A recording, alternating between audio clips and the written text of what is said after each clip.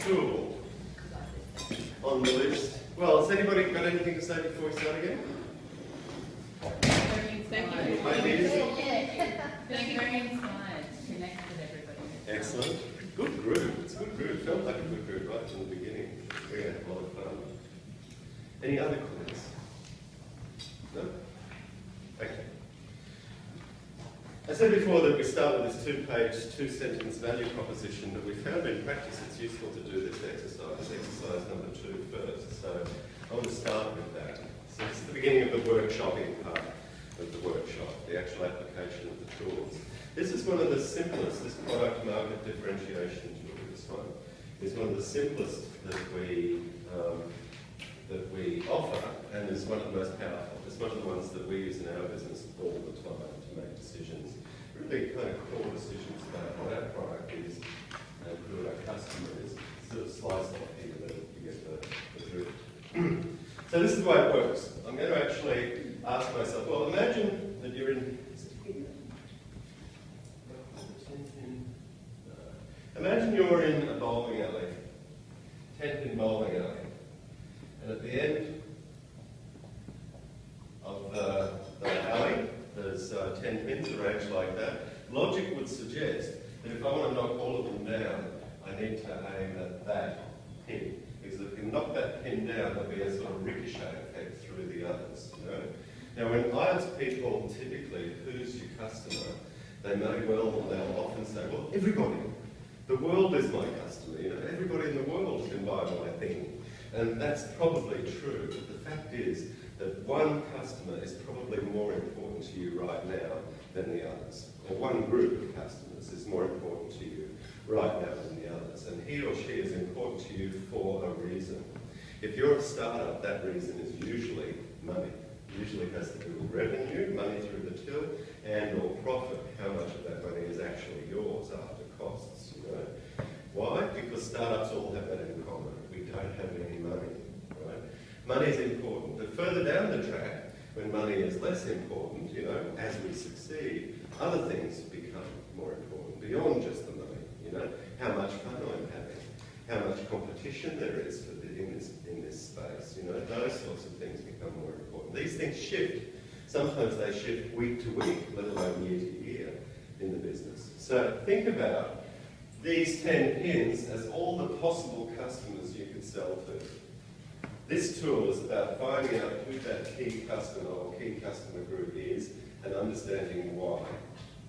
Similarly, it's very rare for a business just to have one line, you know. Usually there's a variety of things that you can sell. Even if it's just swimwear, there are a variety of different designs and etc. in your range. One of those is going to be more important to you than the others right now, and that'll be important for a reason. So that might be, this is the one I make a profit on, or this is the one I can turn over most numbers of, so the revenue keeps coming through, you know, or this is the one that I'm really passionate about, whatever the reason is, you know. So the way it's going to go is I'm going to explain how the tool works, give you a bit of a demonstration, then throw it to you, give you some time to work on it yourself. That's enough to say about that at the moment. The example I'm giving you is from my own practice. This is what I do. It's not sort of self-advertisement so much, it's just not wanting to put anybody else on the spot. Lost some of the language here. It's training design, facilitation and teaching, coaching, and consulting. Those are the things that I can do. They're all services. You might have a product-oriented business, so these are all products, or you might have both, products and services. In fact, sometimes it's interesting to ask yourself, if you're a product-based business, if your business is about the design and manufacture and distribution and sale of things, as it often is in fashion, you can ask yourself, can I make a service out of any of this? Is there a service product, service offering that might be related to this product? There might be, I don't know, an example, art supply sales. Customer in Mulaney decided to offer classes as well as the art supplies, you know, out of her art supply shop. So she had a service that actually went with a product. It's useful sometimes to diversify, or think about diversifying that way.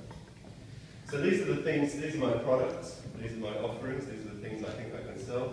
These are the people I reckon I can sell it to. Now I've taken sort of industrial groups, startups, government, corporates and not-for-profits, but you might have a demographic group, so men, women, grandmas, children. You might have postcodes, different physical areas. It sort of depends, it's your call. The bottom line is that this is useful to you. With me so far? So all the products, and I've only given you 5 places, because the 80-20 rule, if you remember, smart and lazy, right from the beginning. We're not after the 3,000 products you can bring to the market. We're after the 5 most important ones. How do you know? Well, you're guesstimating, If you haven't yet started, you're really just guesstimating, Sufficient to get some feedback from the marketplace in the way that I talked about. If you've been in business for a while, you've already got an idea of what your most important products are and why. And it's up to you, and again, once you learn how the tool works, you can play with it in any number of ways. So in a first pass, I'm going to just start cross-referencing these, and I'm going to ask, where is the natural fit? That is, where do I reckon, yeah, I can sell that product to that customer? And whenever I think, yes, I can make that sale, I'm going to put a tick. Okay? Where I'm really sure, because I've got some experience, and I'm just really confident about that product, I'm going to give it 2 ticks. So in other words, for this product, I reckon I can sell it to this customer and this customer. So give them a tick in each box. See how it works? For this product, I know that I can sell it to this customer, so I'm giving it 2 ticks. Don't think I can sell it here, don't think I can sell it here, think I can sell it here. See how it works? So help me with my business here for a second. What is my most important product? Coaching. Yeah. Because? It's the biggest Biggest number of ticks and 2 ticks in one box. It seems kind of obvious, yeah? What's my most important? So, if I was just doing this, just this far, this would be my key product, coaching. What about my key customer? New people. Startups, because they've got most ticks, but they're only in 2 product ranges. So if something happens to one of these products, I'm in trouble with that customer, perhaps. Whereas this customer and this customer, there's a bigger spread. Now there's no right answer to this, right? What can be useful about this and other tools is not so much that it'll solve the problem on the spot. Sometimes people will say, well, I knew that. I knew that customer was most important. I knew that product was most important to me. But they can be useful in starting up conversations with people. And we really strongly recommend that. If you have somebody for whom your success is important, who's interested in you being successful, sit down and work through the tools with them. Because often you'll get feedback. Again, action precedes clarity. You're practicing that. Get some feedback from people. What do you think? I reckon this is telling me that this is my most important product. Do you reckon that? Is that what you see from your angle? Those conversations can be really productive. If you can arrange those in between sessions, then terrific. Sometimes edgies, and when you graduate from this course, you will be officially edgies. That's the name our customers give themselves. They call themselves edgies. Sometimes other edgies are really useful for conversations. If you can get over that competition worry, sometimes, because they're in the same boat as you, you've got a lot to learn from each other. Sometimes I think Edge was just a big dating agency. We're just there to introduce people to the people they need to meet. It's extraordinary how much you can learn just by doing that. A cup of coffee every month, just chewing the fat. How'd you go with that marketing effort? Well, do you know a cheap printer? What about a local manufacturer? Any of those questions. Now, it doesn't stop here. I'm going to go through another layer, like GIS layers. Okay? This time I'm going to ask myself, and these pack perspectives I'm calling them, where's the money? Where's the money to be earned? This is quite important for startups, right, for the reason I talked about before. And guess what? One customer starts to really stand out. If I just look at where the money is, one customer is really important. But now I'm starting to generate a pattern. This is where that pattern recognition capacity comes in. There's already some boxes that are remaining empty and other boxes that are starting to look interesting for me. How do you have the dollar sign boxes that are not ticked? Because I don't think it's a natural fit. I think it would be really hard for me to sell to. But if I did, I'd earn money. Yeah. So I'm just looking, that's what I'm calling perspectives. We're just looking very narrowly at each perspective. But then we're trying to, we call it getting in the helicopter. We're looking at this from the helicopter and seeing what happens emerges. Great question. Any other questions so far? So how would you, so like we sell products that we do turnover, so we get more because we sell for less, but we get more because they can turn over quicker. And then we have products that are high end range that we sell less of, but we make more of. Yeah. So how would you differentiate that in that? I'd make two categories in your business. Yeah. One would have to do with revenue and one would have to do with profitability. So R for revenue, P for profitability. And they're two separate things. Really important to make that point, you know. The reason that recent migrants go into fruit shops and restaurants is there's no mistake for this. They don't have very much money in their pocket and they can employ their family, right? Family, you know, wages being a big cost for businesses. If I want to run a fruit shop, I've got to work my ass off as a cleaner and doing all those migrant jobs until the point where I can buy a ute, rent a shop, fit it out, and get enough money left over to go to the markets on day one. You know, go to the markets, fill up the ute, stock the shop, and turn over enough money to go to the markets on day two. That's a revenue-based business, you know. I might not be making much profit, but I'm turning over the money, which means at the end of the month, I've got enough in the bank to pay my rent. Cash flow is critical, you know. And by cash flow, I just mean what's in the bank at the end of the month. You've got $100 in the bank, and you've got $99 worth of bills, you're in business. You've got $100 in the bank, you've got $101 worth of bills, you're out of business. You might have $1 million in invoices floating around out there, but the bank doesn't care about that. The gas company doesn't care about that. They care about cash.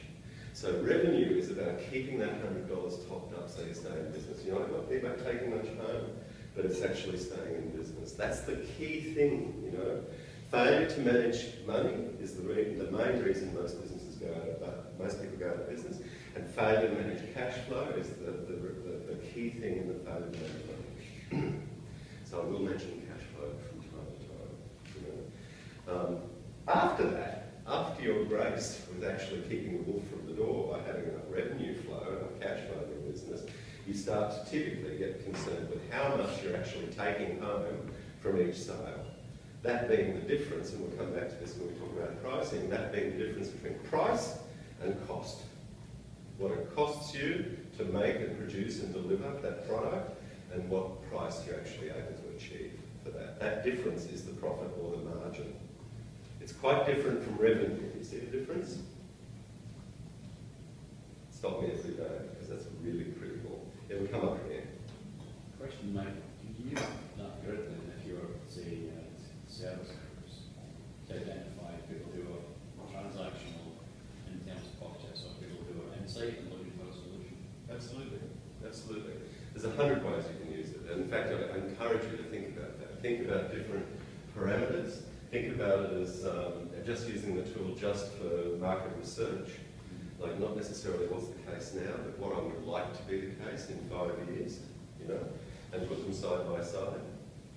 That's typically what people do. Well, here's an application of that, the passion meter, okay? Forget the money for a minute, forget the national fit. Where's my passion? What do I really like doing? What transactions really turn me on, you know? Selling which people really turns me on. And guess what? It's really rare to find the dollars and the passion, the hearts lining up in the same box. Really rare. But in my case, I love working with not-for-profits. I think it's socially really useful. They're getting all their money from government. So perhaps this is suggesting to me that I need to actually help this customer win dough from this customer so that I can actually put some dollar signs over here as well. Well, perhaps that might be suggesting itself to me. Another level, social values. So we have, you know, the change the world part, make money, have fun, change the world. So what interactions seem to benefit society or benefit a third party?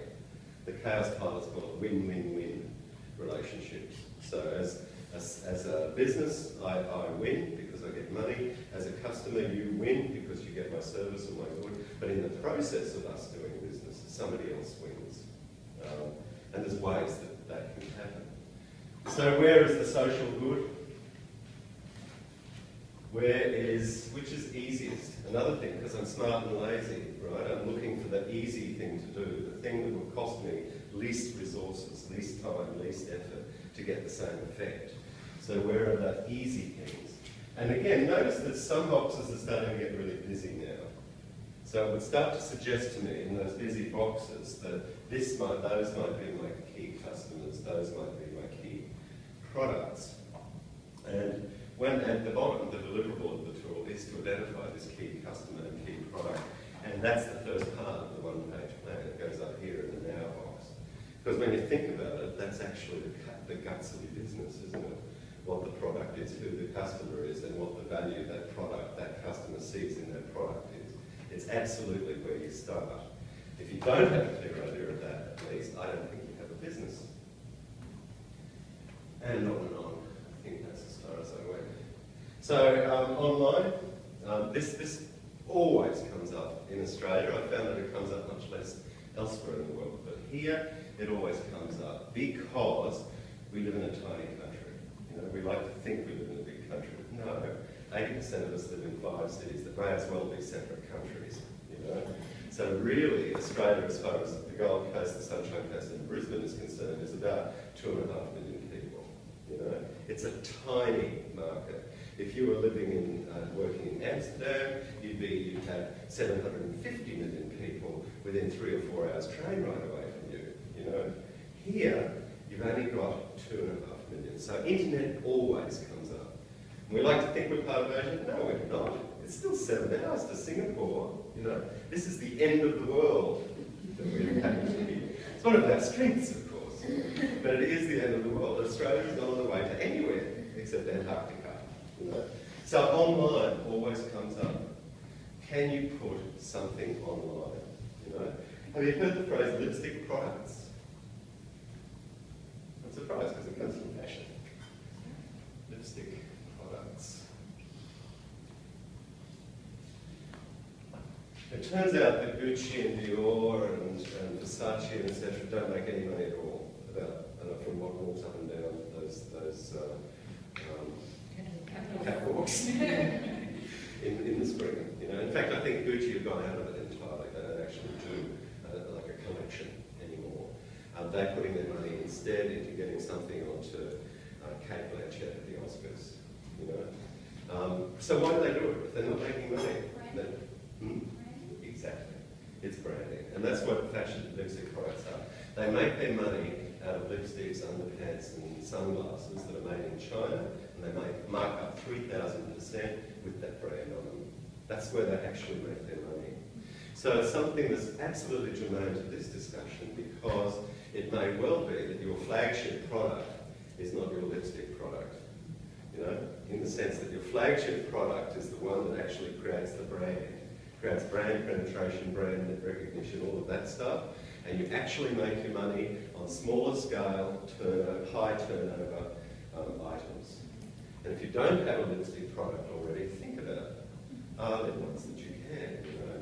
So we have a customer who's a fine artist, you know, she'll sell a painting every couple of months for $2,000. That's a nice number, but she can't make much, she can't make a living from that. So what does she do? She's a photographer as well and a musician, and she's got some internet skills. So she makes Aboriginal artist makes a postcard collection of her paintings, which you can flat pack, post very cheaply, puts it on the net. It's not terribly profitable, but it turns over the dough. And I mentioned cash flow, didn't I? So are there small scale, profitable, it's like two kinds of business, you know, the business that brings down the mammoth every now and then, you bring down a big mammal, everybody feasts for 2 months and then you go hungry for the rest of the year. Or there's the roots and berries business, you know, not as rich but constant. You need a balance of both, I reckon, you know. Internet, risky, where's the risk? You know, notice down here that, for example, that the dollars coincide with the lightning bolts, with the risk factor. Why? Because this particular customer, as we're discovering all too easily, can be highly capricious. They can change their mind overnight, you know. they're quite a risky customer to rely on. So while the dollars are there, they're also risky. So when I'm sitting down with the person who's got an interest in my success, I'll ask, you know, well, where, do you think I should be there? Like, there's a lot of money over there, but geez, it's risky. You know? So some of these boxes are still bare, some of them don't have very much in it. And the ones that are bare, I've got to ask myself, if I'm putting a lot of energy selling this to this customer, I've got to ask myself, why? You know, there's not a good reason. If I'm going to put a lot of energy into, say, this product to this customer, which is a fairly populated box, I now know why. Maybe I knew that already, but I've got some language about that now. You know, I'm in this product, I'm putting energy into this product to this customer because it's a natural fit. I love it, it's easy to do, it's got internet connection, you know, blah, blah, blah. So there's a conversation I can have. Anybody unclear about how it works? Okay, so now I'd like to throw to you. Sometimes will you be working in pairs or separately? Yeah. Sometimes it's useful for people to buddy up with somebody. But generally, I'll give you some time now, then I'll invite us all back together. I'll interrupt you, invite us all back together, and we'll do some sharing, go to the next talk. Okay? So take 10 minutes. The only one question came to my mind is like customer groups, like, because thinking of kids, like, do you actually go into like the people that buy or the people that use the That's my question exactly. Do the kids buy it? No. So mums from different areas, different kinds of mums of different ages, single mums, different categories. People that Yeah, buy. it's going to be female though. I can't imagine many men buying. Yeah, that makes sense. So, yeah, women in different demographics, working class, rich, whatever makes sense to you.